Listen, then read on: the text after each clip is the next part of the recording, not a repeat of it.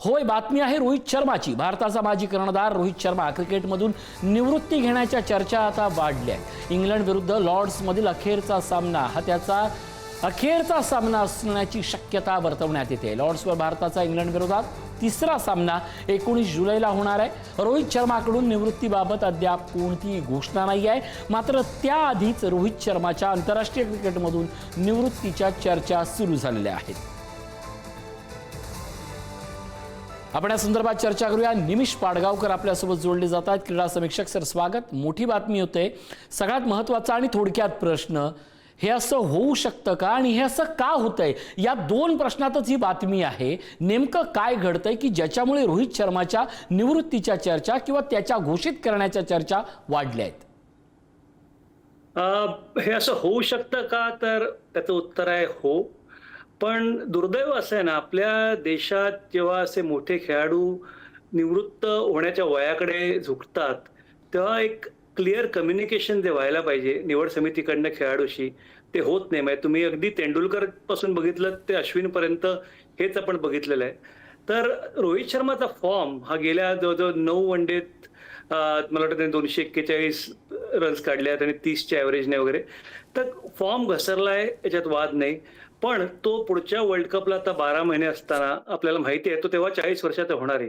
रोहित शर्माचा फिटनेस हाही एक चिंतेचा विषय असतो। म्हणजे कोहलीसारखा तो फिट नाहीये, हे पण निवड समितीला सगळं माहीत असताना आता माझ्या मते हा खूप उशीर आहे की तुम्ही रोहित शर्माला जर का निवृत्त होण्याकरता विचार करायला सांगणं आहे। कारण 12 महिन्यात तुम्ही त्या दमाचा किंवा त्या एक्सपिरियन्सचा खेळाडू विश्वचषकाकरता घेऊ शकत नाही। विश्वचषक दक्षिण आफ्रिकेत आहे, तर माझ्या मते रोहित शर्मा, कोहली तुम्हाला हवे होते, तुमच्या स्कीममध्ये असतील तर ते गेल्या चॅम्पियन्स ट्रॉफी नंतरच तुम्ही त्यांना सांगायला पाहिजे होतं किंवा नको असतील तर तेव्हाच त्यांना तशी कल्पना द्यायला पाहिजे होती।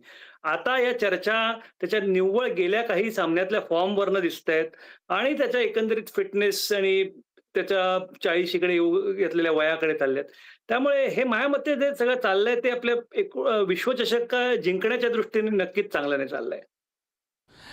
नक्कीच। एकूणच या सगळ्यामुळे आता निवृत्तीबाबतचा नेमका निर्णय काय असेल याच्याकडे उत्सुकता वाढली आहे। तुर्तास धन्यवाद। थेट जाऊयात, आमच्या प्रतिनिधी अनुष्का जोशी आपल्यासोबत आहेत। अनुष्का, ही बातमी खरं तर मागील काही दिवसापासून ज्या चर्चेत होते त्या थेट प्रश्नाकडे येतोय। रोहित शर्मावर हा दबाव मानला जातोय की रोहित शर्माचा हा स्वतःचा निर्णय? चर्चा अनेक आहेत, मात्र नेमकं वास्तव रविवारी काय उलगडेल? नक्कीच गेले काही दिवस चर्चा सुरू होत्या की हेड कोच गौतम गंभीर आणि सिलेक्टर अजित आगरकर यांच्यामध्ये आणि रोहित शर्मा आणि विराट कोहलीमध्ये वाद सुरू आहेत, अशा चर्चा रंगत होत्या। आणि त्यामुळेच कुठेतरी असं वाटत होतं की रोहित शर्मा हा निर्णय या वादावादीमुळे घेतो आहे का, त्यामुळे हे सुद्धा एक कारण असू शकतं, अशा चर्चा रंगत आहेत। पण एकंदरीतच बघता असं दिसतं आहे की रोहित शर्माचा सध्याचा फॉर्म, भारत विरुद्ध इंग्लंडचा वनडेज आपण बघितला तर पहिल्या सामन्यात 11 धावा काढल्या, दुसऱ्या सामन्यात 26 धावाच काढल्या।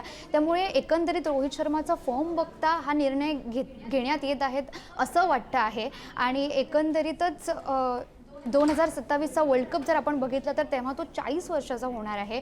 त्यामुळे त्याचं वय, त्याचा फॉर्म, फिटनेस हे कदाचित त्याच्या निवृत्तीचे कारण असू शकतात, अशा चर्चा सध्या रंगतात। नक्कीच। तुर्तास धन्यवाद अनुष्का या सगळ्या अपडेटबद्दल।